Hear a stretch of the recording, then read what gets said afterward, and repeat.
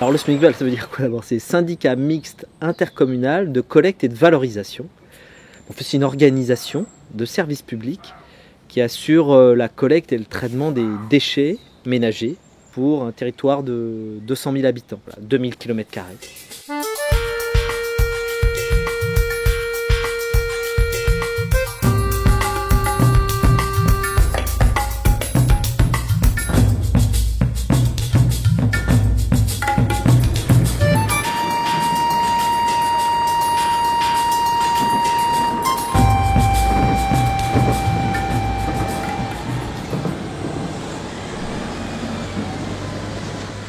Je m'appelle Santos José, je suis arrivé à l'usine en 1982. Jean-Pierre Perruc, je suis arrivé à l'usine en juillet 88. Lachaud Cyril, je suis arrivé en 1999.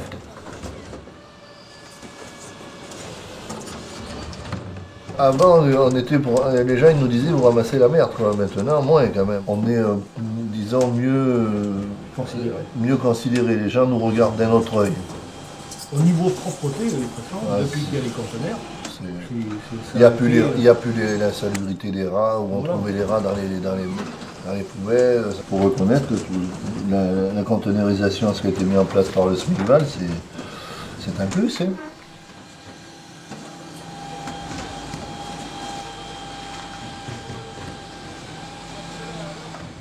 On est obligé d'être concentré. Parce que ça arrive tellement vite les accidents, vous voyez.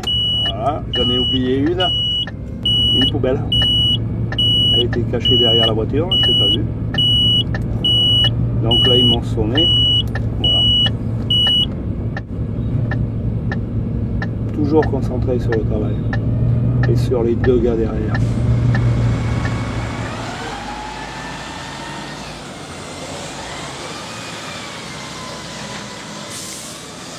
On a une tournée à faire, si on rencontre un souci, on doit en informer le chef de la hiérarchie, mais après voilà, on n'a pas ces soucis-là d'avoir toujours quelqu'un là derrière à nous dire ah, t'as pas tapé le rapport, t'as pas fait ci, t'as pas fait là, voilà. Nous on connaît les pièges de la tournée, le chauffeur a confiance en nous on a confiance au chauffeur, c'est primordial, quoi. Parce que si le chauffeur il est vigilant, il peut nous éviter de se faire renverser par une voiture, n'importe quoi. Parce que bon, même quand on soit vigilant derrière, c'est pas toujours évident. Après, c'est des petites combines qu'on a entre nous. Voilà, c'est vrai, mais combien t'en as qui... Il y a des véhicules qui arrivent, un petit appel de frein. Voilà, ça, c'est... Voilà, automatiquement, hop, ils savent qu'il y a quelque chose. Qu'il y a un danger. Pas tout le temps. Ou alors il y a quelque chose d'intéressant. Voilà, je vais dire. Des fois, ça peut être très intéressant.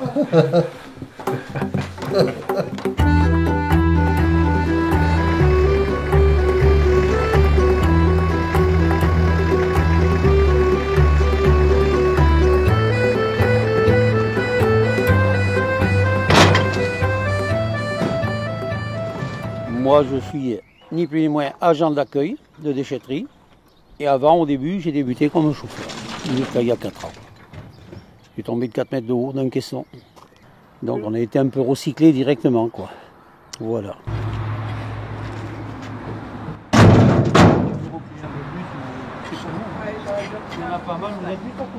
Tu vas reculer. Voilà. Pas de produits chimiques, de bombes aérosols, non. de pâteux. Non, c'est que du... Moi je suis diplômée, je suis secrétaire comptable. Et je suis rentrée en 2011 au SMICVAL juste pour des remplacements au départ.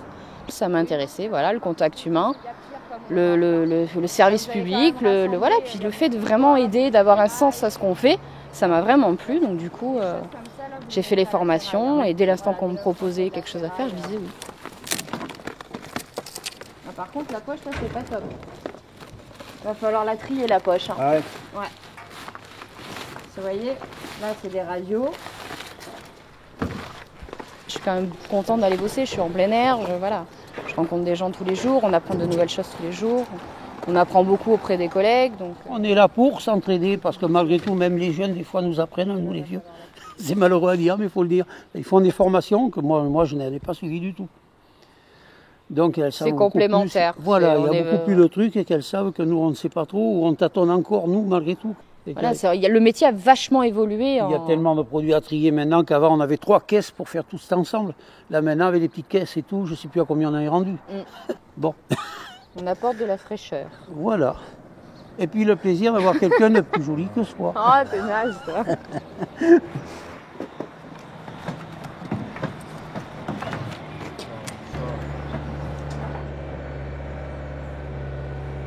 Mais bon, nous on est un peu nos patrons, on est avantagés par le truc, où on ne les a pas derrière le dos, on fait ce qu'il faut, à nous à pas faire des choses de travers, quoi, c'est tout.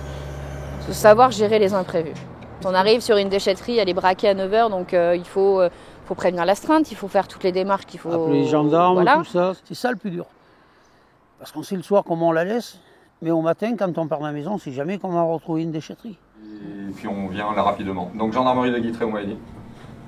Ok, ça marche.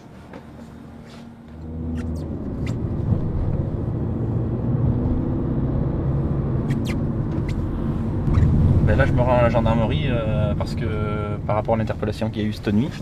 Voilà. Donc voilà, comme j'ai dit tout à l'heure, hein, c'est rare qu'on les interpelle.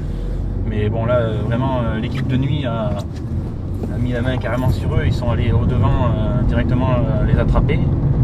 Au service collecte, c'est tout le temps comme ça.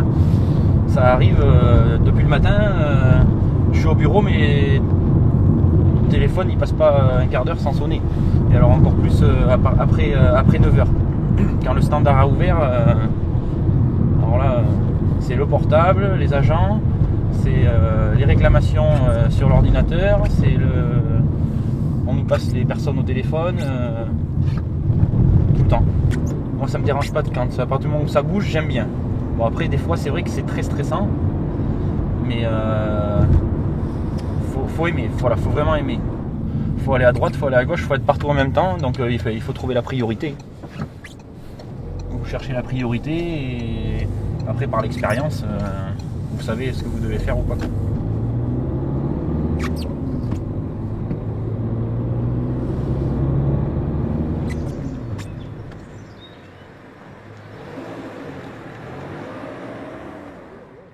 Un point là, un point là, un point là.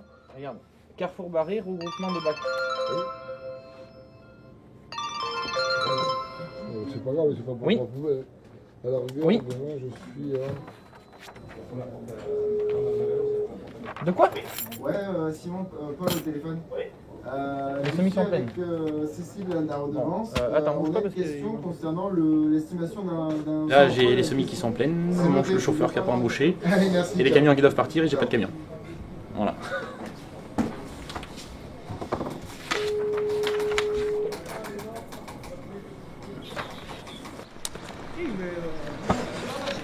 Allez, t'es pas immobile.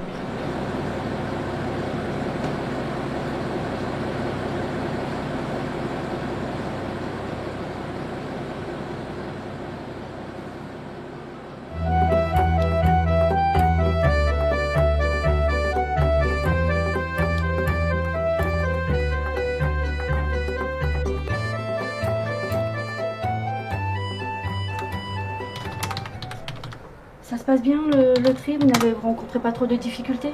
Non, à part que la poubelle est trop petite, parce que vu qu'on y jette pas mal de choses maintenant. D'accord.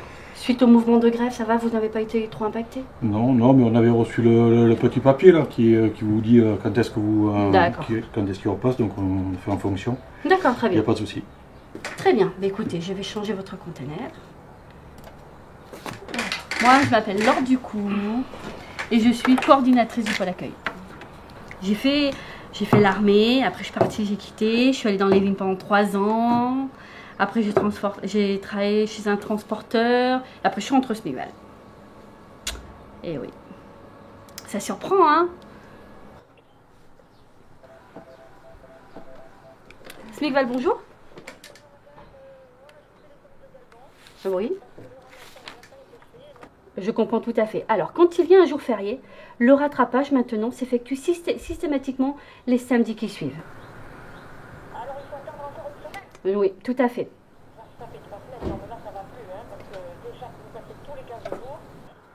Je m'excuse pour les désagréments que cela a occasionné. À l'accueil, c'est surtout ça, les réclamations de collecte. Donc, justement, on essaie d'améliorer au maximum, on apprend à s'écouter. Parce que nous aussi, on est dans notre bulle, hein. On est à l'accueil, nous, on est pour l'usager, on veut qu'il ait satisfaction. Et voilà, mais après, on prend pas en considération les contraintes aussi des autres services. Et c'est pour ça qu'on va mettre en place justement des rencontres avec les responsables de collecte pour tout simplement pour améliorer. Parce que là, à l'heure d'aujourd'hui, on n'a pas été directement, enfin, on n'a pas fait un vie ma vie comme on dit.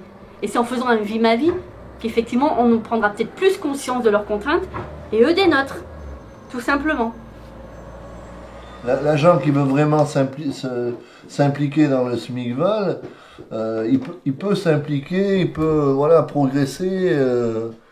Après, ils intègrent de plus en plus les agents dans les groupes de travail, comme je disais tout à l'heure, où justement chacun donne son avis, ce qu'il pense. Alors, certains pensent que c'est pas bon, mais quand même, quelque part, ça permet qu'il y ait des avancées, puisque malgré tout, il en ressort toujours des bonnes choses. Des résultats. Il y a des résultats, même si c'est long, parce que des fois, c'est très long. On rentre aussi dans un nouveau modèle où on a tous de plus en plus une responsabilité individuelle, à tous les niveaux. On n'est plus dans une organisation très verticale où tout le monde est protégé, où tout le monde, le chef, c'est la personne qui sait plus que l'autre. Non, non, chacun a un rôle, des missions, des tâches. On a à tous les niveaux besoin de dialoguer, de dire les choses, d'assumer notre responsabilité individuelle. Donc le dialogue, il ne doit pas être que dans un sens, il est dans tous les sens. Moi, j'ai pas plus de... Ça c'est le cœur qui parle, j'ai pas plus de solutions que les autres souvent.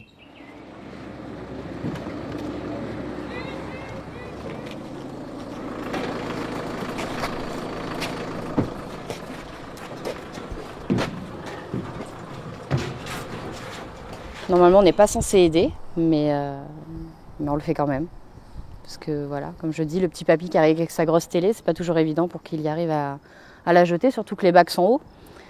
Donc on leur donne un coup de main, ça va plus vite. Et c'est pour notre sécurité, pour pas qu'on se blesse. Mais comme on dit souvent, hein, entre la réalité et ce qu'on nous dit de faire, il y a une marge. Je veux dire, si on vraiment ne devait pas aider les gens, bah, ça serait source de conflit, quoi, des fois. On est un service public, et moi je trouve que le service public commence aussi par l'aide qu'on est censé leur donner, quoi.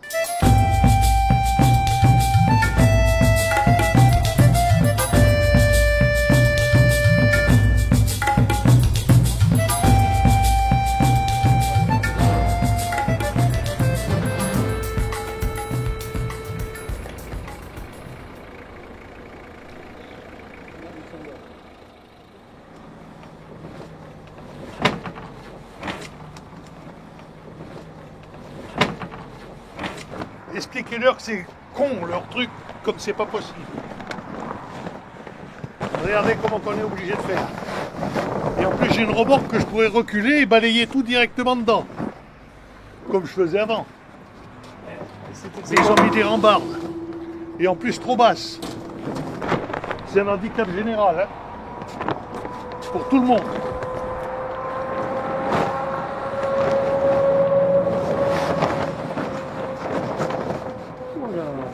Merci monsieur. Je vous en prie. Je ne peux pas être chien non plus. C'est ça mon problème, quoi, c'est vrai. Je le reconnais, quoi. Et moi, c'est mon truc à moi. C'est vrai que j'en connais d'autres, celui qui râle, il les laisse se débrouiller. Même s'ils sont pas avantagés parce que c'est trop lourd ou autre, après ça part plus en conflit, c'est tout autre chose, quoi. Mais bon, moi je le fais, c'est par bonté de cœur pour eux, en même temps pour nous autres. Pour que tout le monde soit un peu satisfait. En plus, ça aide et ça leur permet de partir plus vite pour mettre notre usager en place. Moi, je trouve ça excellent, quoi. Et puis ça nous permet, nous, d'être mieux appréciés que si on leur arrive dessus, qu'on leur saute tac-tac. C'est tout autre chose, quoi.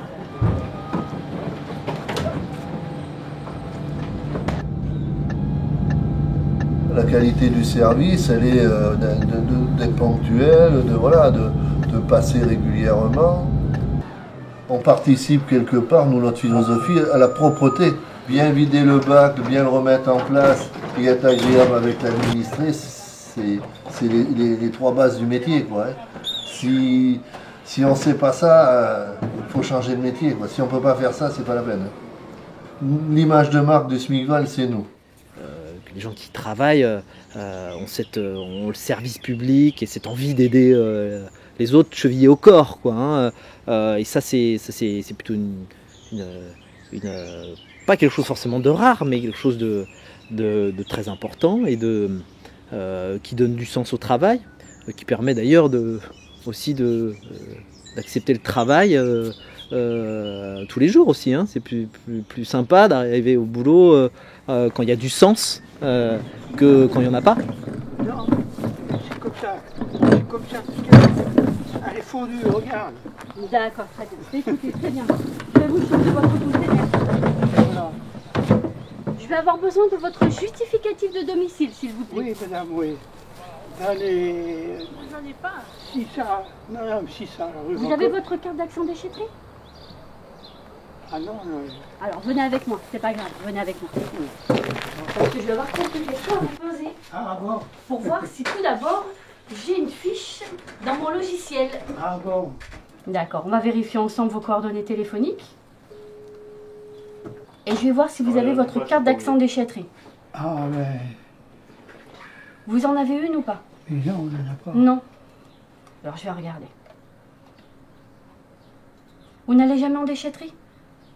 Ah non, non, non, la déchetterie à Coutard. Voilà, vous allez à la déchetterie? Ah oui, oui, oui, oui. Et quand vous vous y rendez, on vous demande pas une carte d'accent déchetterie? Mais si, mais justement, on l'a perdue. Une carte comme celle-ci? Oui, bien comme ça. Vous l'avez perdue? Oui. T'arrêter au prochain tour? On l'a perdue. Tu dis à un de tes D'accord, chauffeurs ça arrive, de s'arrêter? ça arrive, vous inquiétez Bien pas. sûr. Alors, je peux vous en établir une nouvelle. Non, oui. Mais elle vous sera refacturée 8 €. Ah oui, ben, c'est foutu. Vous la facturez, oui. Alors, ce que je vous propose, c'est qu'ensemble, on va remplir un document attestant que vous avez perdu votre carte d'accès en déchetterie. Oui, oui. On va le faire ensemble. Oui.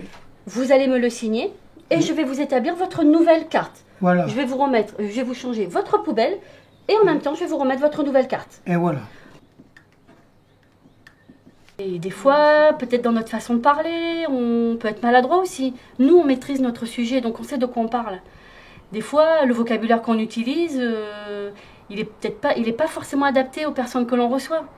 Quand je vais vous parler responsable de collecte, ripper, vous dites ripper aux usagers, ils savent pas ce que c'est. On s'en est vite rendu compte, donc on adapte. Les personnes emploient beaucoup poubelleur. Donc poubelleur, la plupart on les laisse parler, donc on sait, avant de répondre, d'apporter une réponse, on écoute l'objet de leur appel. C'est en les écoutant, en prenant le temps, ce qu'on appelle l'écoute active. On écoute, et c'est quand on écoute qu'on comprend leur demande. Alors, est-ce que vous êtes équipé de containers jeunes? Du bac jeune? Alors, vous allez voir. On en a trois.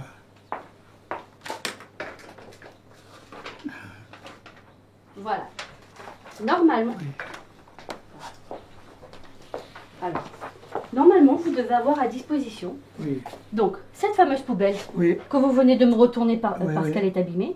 Oui, oui. Le bac jaune, la poubelle jaune, oui. dans lequel on y met tous les emballages recyclables. Oui, oui, exactement. Le carton, le papier, les bouteilles et les flacons plastiques. Oui. Suivant où vous habitez, vous pouvez être équipé de cette poubelle qu'on appelle les biodéchets. Les biodéchets? Oui. On est la vitrine, que ce soit les agents d'accueil en déchetterie ou nous, ici, à nos postes d'accueil. Quand on arrive, quelque part, on est la vitrine, on est les premières personnes que les gens voient. Donc si on est, quand on est juste... Non, on essaie d'intéresser aussi les gens. On n'est pas là... Enfin, il faut qu'on puisse intéresser les gens aussi. Il faut éveiller leur curiosité aussi. L'avenir de nos métiers, c'est plutôt... c'est construire avec les citoyens les solutions de demain. Tout en donnant les clés de la compréhension dans le monde des déchets, par exemple, des enjeux. Mais c'est construire avec eux ce que sera l'économie circulaire de demain. Et c'est certainement pas de leur dire voilà, ça va se passer comme ça et il faut faire ça.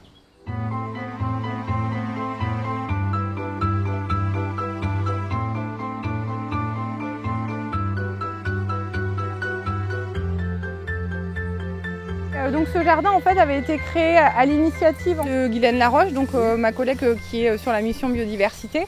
Et donc voilà, systématiquement quand on a des visites sur le pôle, c'est un point en fait central quand on évoque en fait toute la thématique liée à la biodiversité. Il est composé de tout un tas de choses, hein, des plantes médicinales, on a les beaux coquelicots, on a les artichauts qui vont arriver d'ici peu. Moi je suis Elsa Gaillotto et je suis animatrice du programme local de prévention. Je dois animer justement des réseaux quels qu'ils soient, donc ça peut être avec des guides composteurs sur le compostage, ça peut être des jardins partagés justement autour des associations et l'idée c'est de coordonner, d'essayer de piloter un maximum en fait de projets pour qu'on aille tous finalement vers la même direction et œuvrer justement dans cette qualité finalement aussi de vie que l'on peut transmettre en fait auprès de nos usagers. Le compostage, c'est un processus donc, qui permet la dégradation vraiment de toute cette matière organique, hein, avec la présence finalement tout simplement d'oxygène, d'eau, et c'est toute la dégradation par le biais en fait, d'une microfaune, donc tous nos vers de terre, nos cloportes, nos larves, etc. qui sont là justement et qui dégradent finalement toute cette matière organique. Tout ce qui est, je dirais, reste laitier, donc si vous avez des yaourts périmés ou quoi que ce soit, on ne met pas dans le composteur, hein. Ça se dégrade pas bien. Tout ce qui est croûte de fromage, etc. aussi, on ne met pas. Hein. Donc soit collecte des biodéchets ou poubelle normale. Ou au chien, exactement. Bête. Voilà. Et c'est vrai que quand on a des poules, ça limite encore, hein, parce que du coup. C'est pas conseillé, ça. Ouais, mais c'est la petite gâterie. Ah mais non, ça mais non, c'est pas bon ça. Attention, on a des hommes là qui rigolent pas. Hein. Non, c'est le veto qui rigole pas. Ah, oui. La qualité de service public, pour moi, elle est avant tout quand même d'œuvrer et justement de donner en fait toutes les réponses quand même possibles en fait à nos usagers. C'est un vrai plaisir de transmettre parce qu'en fait, non seulement bon, moi, c'est vrai que j'ai un côté assez enthousiaste toujours quand je suis en fait dans la communication parce que non seulement on se sent à la fois valorisé, mais les gens en fin de compte repartent après avec des étoiles plein la tête et en se disant bah oui finalement je vais commencer avec un geste comme ça et puis pourquoi pas la semaine prochaine je partirai sur un autre geste. Ça a été des provenances par exemple je vais vous dire de la déchetterie de Saint-Gervais, de la déchetterie de Saint-Marien, etc. Tout ça on a vraiment cette traçabilité derrière parce qu'il faut savoir que on a un compost qui a été certifié à l'agriculture biologique.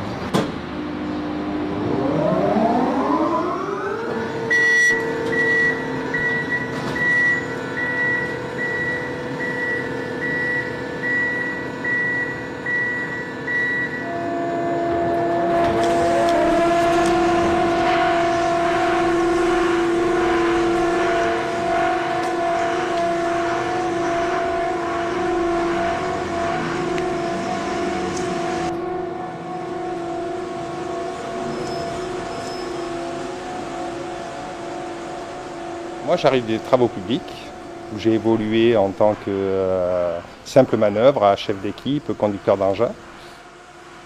Au départ, on accueille les déchets verts, donc qui viennent du jardin, des tailles de haies, qu'on va broyer, qu'on transforme en broyat, qui ensuite, une fois son temps de maturation passé, va être criblé et devenir du compost. On va en sortir du compost et du bois. Donc le compost pour le jardin, pour les potagers, pour les vignes, et le bois pour être retransformé pour faire du bois de chauffage en chaudière industrielle.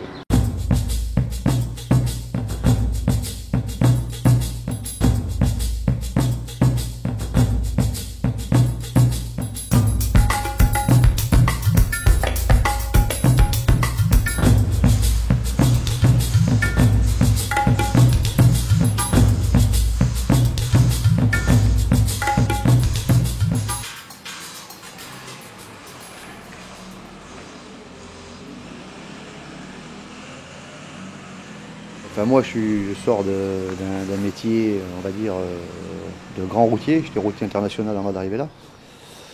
Je suis arrivé là, j'ai commencé, j'ai vu le tout départ des végétaux, quoi, parce que c'est moi qui les sortais en déchetterie dans les caissons et qui les ramenais ici, en camion. Et puis maintenant, en arrivant là, ça fait 1 an que je suis là, je vois le produit que les gens amenaient en déchetterie, que j'ai emmené ici. Maintenant, je le retraite pour en faire du compost.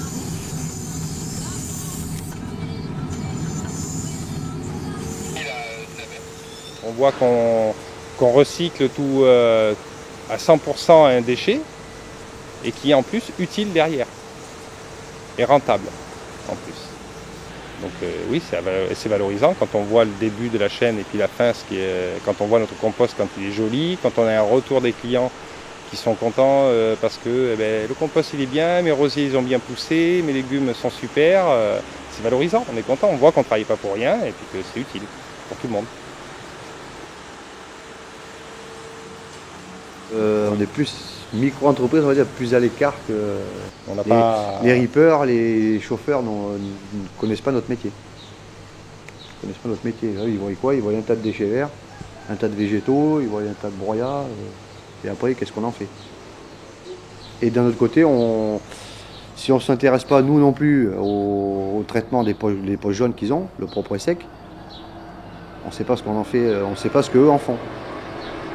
Donc voilà, de notre côté aussi.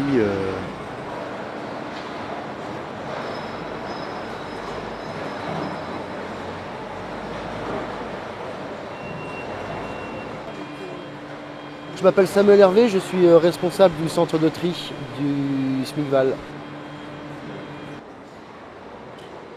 La plupart des gens ne connaissent pas le centre de tri, c'est une espèce de blocos au milieu du site. Nous, on reçoit les déchets issus de la collecte sélective. On est là pour surtrier chaque matière, pour séparer les plastiques des cartons, des emballages liquides alimentaires, des plastiques. Le professionnel va vous dire super, hein, on a toujours le minerai de base pour pouvoir travailler. Et l'humain, le citoyen se dit quand même ça fait beaucoup, quoi. Ça fait beaucoup, ça fait tout le temps. Et ici à notre petite échelle régionale, on trouve que c'est comme ça. Et quand on réfléchit au point de vue national, international, c'est juste fou de voir ce qu'on est capable de produire et de consommer quand même au quotidien, quoi.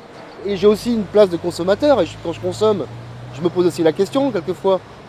Je me dis mais est-ce que je fais bien d'acheter ça? Est-ce que je fais bien de faire comme ça? Mais je suis comme tout le monde, j'ai une télé qui est un écran plat qui ne sera jamais recyclable, j'ai une voiture qui ne sera pas recyclable ou très peu. Je consomme des emballages en plastique que je mets à la poubelle moi aussi.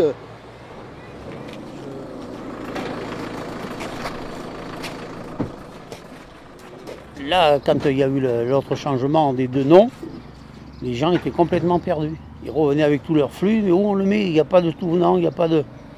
Et non, maintenant c'est déchets enfouis. Et à quoi que ça consiste? Mais déchets enfouis, ce n'est plus ni moins, c'est parce que c'est enfoui, c'est pour faire voir aux gens que c'est enfoui, comme là, chez nous, à la Pouillade. Alors les gens disent, mais c'est parce qu'ils ne savaient pas que c'était enfoui la plupart. Certains l'avaient entendu, mais d'autres tout venant, pour eux, ça ne voulait pas dire enfouissement. Que là, ils posent la question, certains, enfoui, pourquoi c'est enfoui ça? Ben oui, sous-sol, sous terre. Là, ça change. Pour eux, ça leur change totalement, quoi. Voilà. Et beaucoup après se mettent ça dans la tête et ils racontent après à leurs enfants ou autres. Chose que j'aime bien quand le mercredi ils arrivent avec leurs gosses. Allez-y. Ils arrivent avec leurs gosses et puis certains enfants posent la question. Pourquoi on met ça là? Pourquoi si? Là c'est parfait parce qu'on balance ça sur la nouvelle génération qui arrive aussi.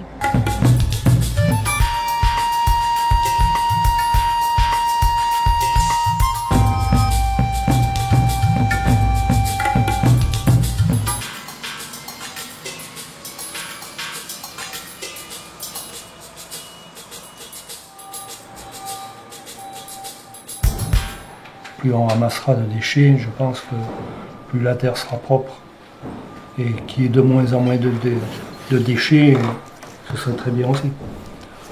Ça c'est bien beau d'enfouir tous ces déchets, mais tous ces déchets restent là pour combien d'années? C'est des centaines d'années. Pendant des centaines d'années, on retrouvera ces déchets.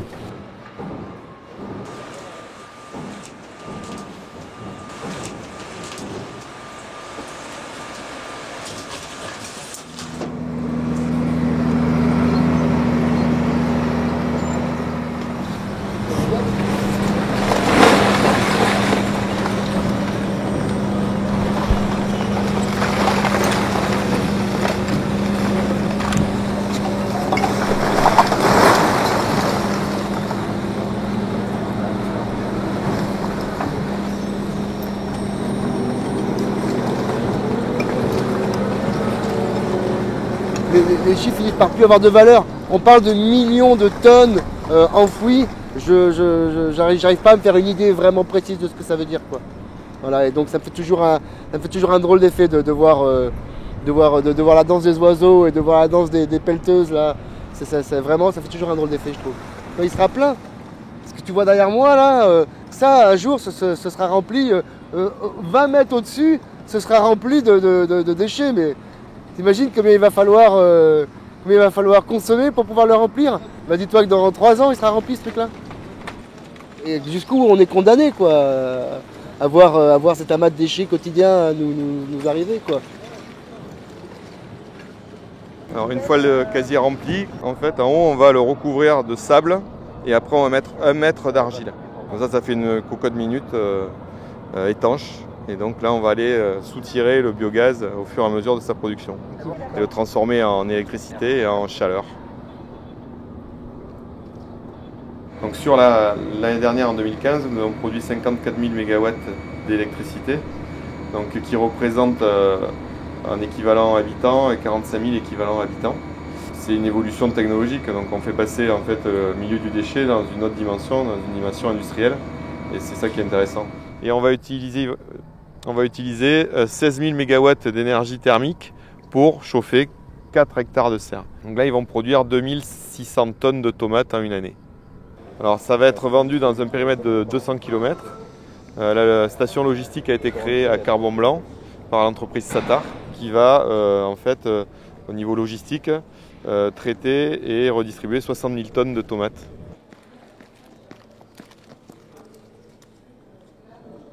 On est en train de vivre une 3e séquence. La première séquence, qui a été le début de la vie du SMICVAL d'ailleurs, hein.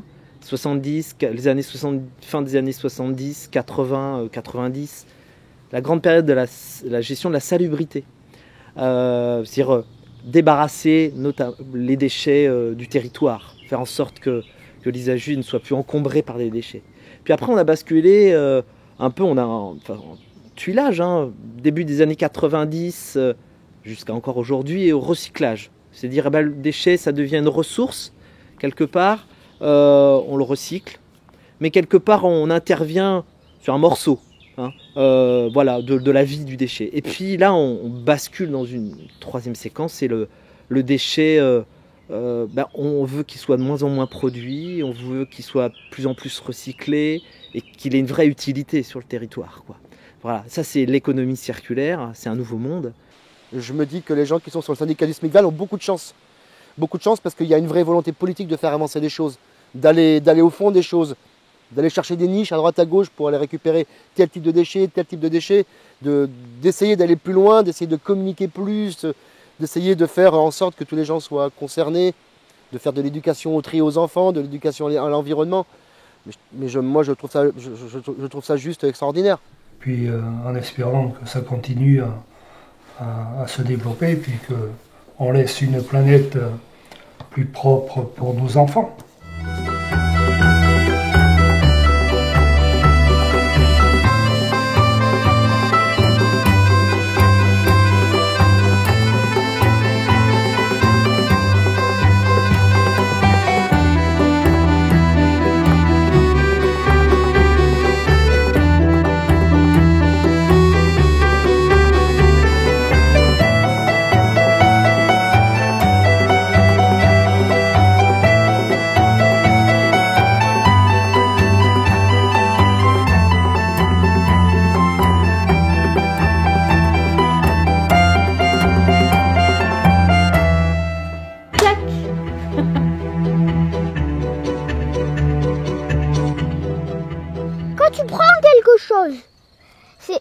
C'est pour en faire c'est pour le manger, en faire quelque chose, en fabriquer. D'autres, par exemple, ou l'analyser. Et bien là, l'homme de Cro-Magnon, il n'allait pas prendre du mammouth pour le laisser au vautour une fois qu'il est mort.